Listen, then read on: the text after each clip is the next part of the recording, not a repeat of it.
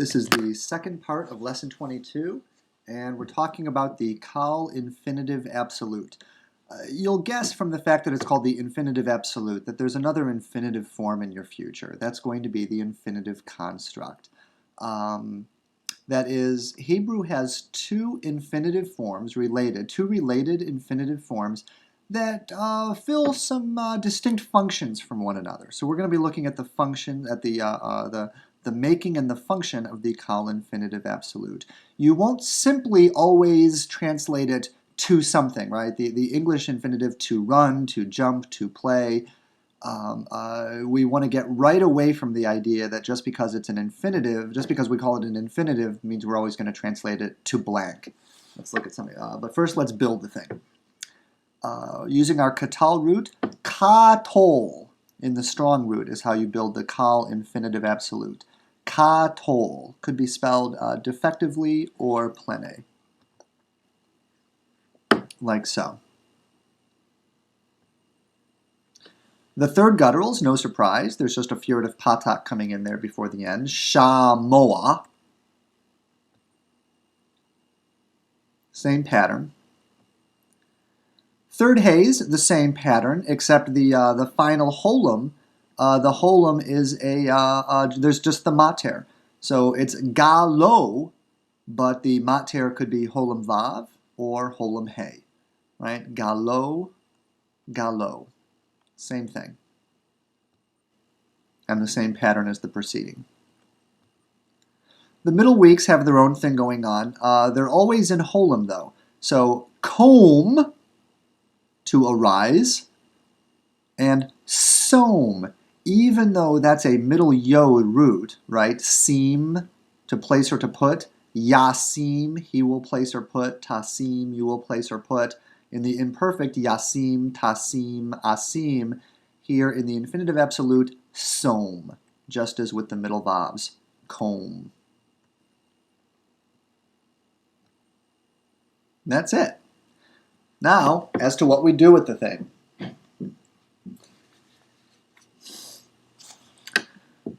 The uses are these.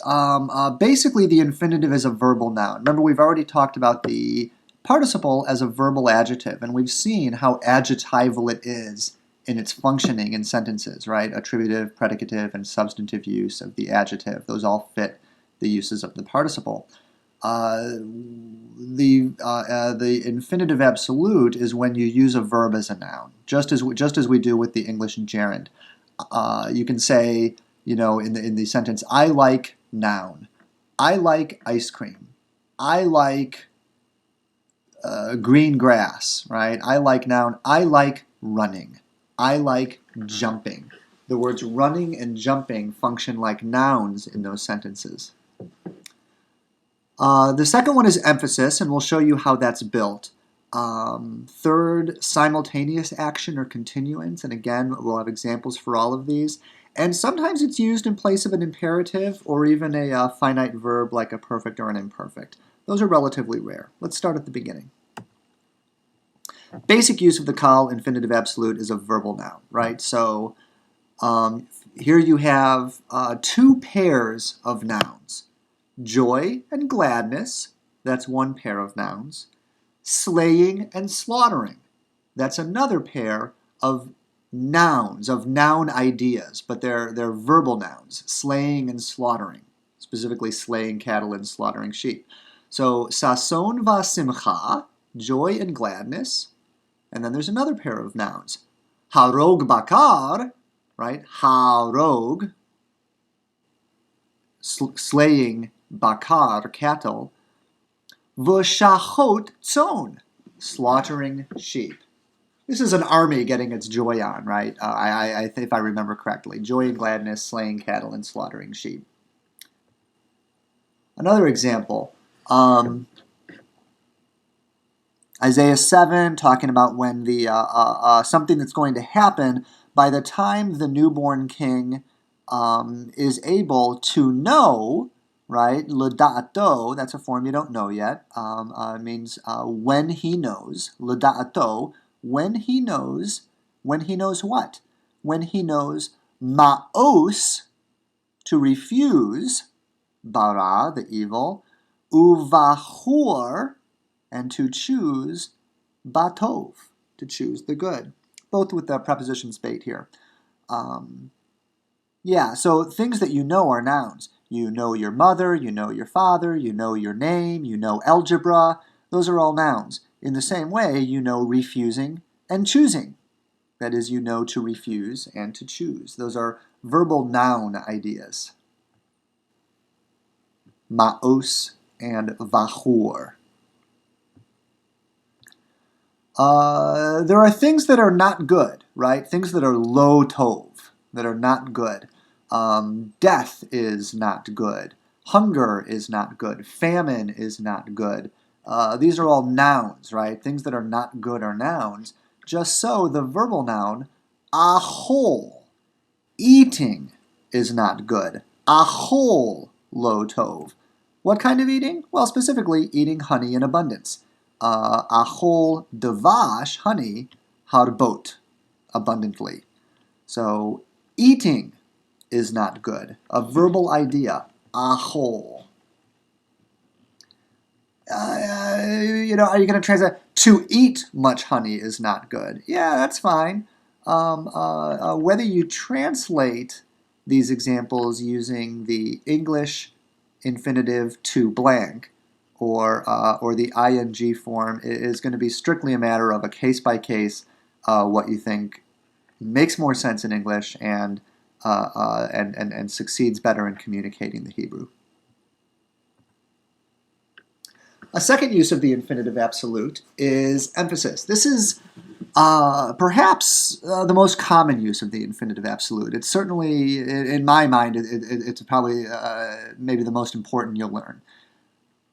Let's look at it, that is, and it will be paired. You pair the infinitive absolute with an imperfect verb, for example. So here, mot tamut. The form tamut you already know. Tamut, imperfect. You will die. So how do you say, you shall certainly die? You shall really die. Whoa, are you going to die? You use the same root with the infinitive absolute. Mot tamut. You shall indeed die. Similarly, tishmor. Yeah, tishmor, you will keep. Tishmor, you will keep. But how do we say you will really keep? You will indeed keep. You must keep. Do keep. Shamur tishmor. You add the infinitive absolute of the same root. Shamur. So tishmor, you shall keep. Shamur tishmor. You shall really keep. Again, yetse. Now here the infinitive absolute comes after the imperfect with no difference in meaning. Yetse, he will go out. Yetse yatso. He would surely come out.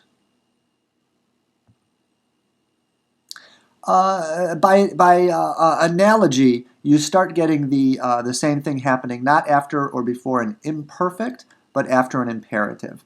So, horgeni, right? Remember the first part of the lesson? This is an imperative. Note the kametz hatuf, horgeni, get horgeni. It's the imperative of the verb harag, hey resh gimel, plus ani, the object suffix. Harag, to kill, horgeni, kill me, right? Horgeni na harog, really kill me, totally kill me to death, kill me now, kill me with emphasis.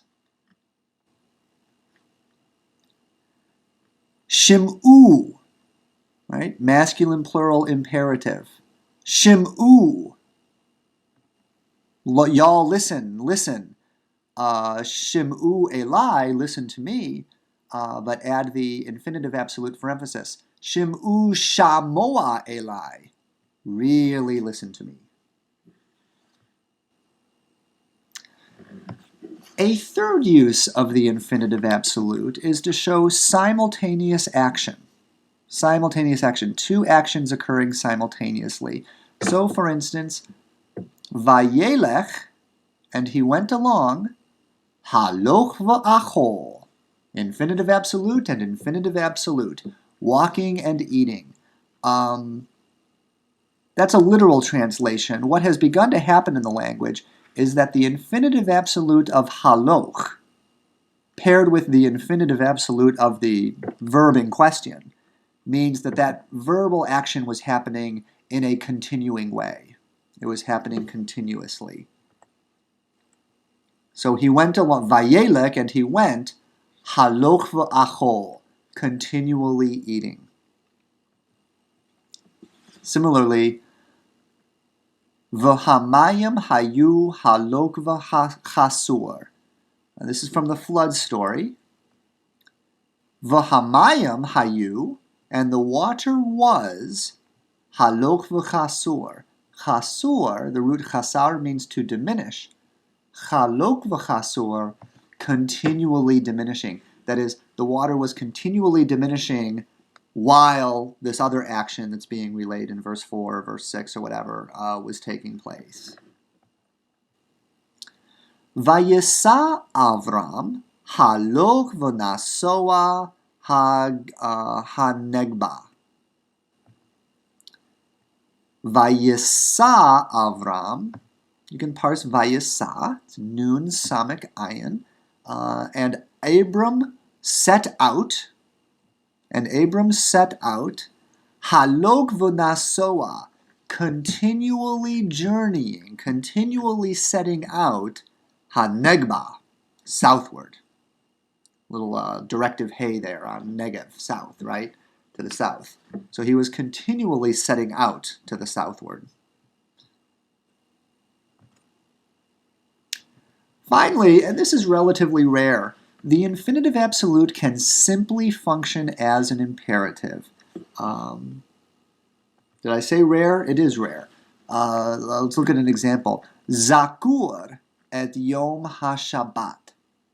Right? Remember the Sabbath day. You might expect an imperative form. I do. I expect Zakur et Yom HaShabbat. Remember, imperative. But we get Zakur with the infinitive absolute. Similarly, in the other Decalogue, Shamur et Yom HaShabbat. Observe, keep the Sabbath day. In both Decalogues, instead of an imperative, we get the infinitive absolute. This is well known from cognate languages, particularly Ugaritic. So we know that that's what's going on, that it's not simply scribal errors or a weird, Masoretes getting it wrong thing. The use of the infinitive absolute is the imperative. Haloch v'debarta el David. Haloch, go. V'debarta, what's v'debarta? It's a PL perfect, yeah? Deber, second person imperfect, debarta, but it's a v'katal. And remember, when a v'katal follows an imperative, it shares that imperative's imperatival force. Just so, here where the infinitive absolute is functioning as an imperative, the v'katal shares that imperatival force. Halok v'debarta, go and speak, el David.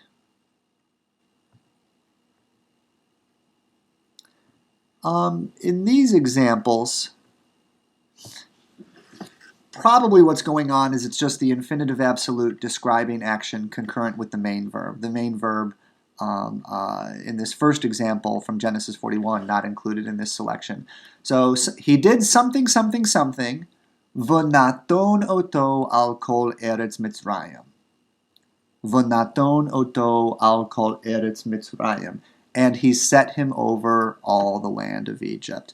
Right? That is, whatever it is that Pharaoh did in the first part of the verse or in the last verse, he simultaneously set him, naton oto, over all the land of Egypt. And so we have the infinitive absolute instead of a finite verb. And by finite verb, I basically mean a perfect or imperfect. Something, a verb marked for person would be a finite verb over against the participle and the infinitive, neither of which are marked for person. They are not finite verbs. In the second example, yiknu katov basefer Yiknu, they will buy, and simultaneously, concurrently, katov, write, basefer, in the book. That's it. Give this lesson a couple of goes. Remember, there's two important things you're learning here. In the first part, adding object suffixes to the imperfect and the imperative, just as you have in a previous lesson with the perfect. And now in the second part also, the construction and uses of the infinitive absolute. It's a lot of information. So put some time into it and pay attention to the examples and spend a little time on the grammar as well. All right? Good.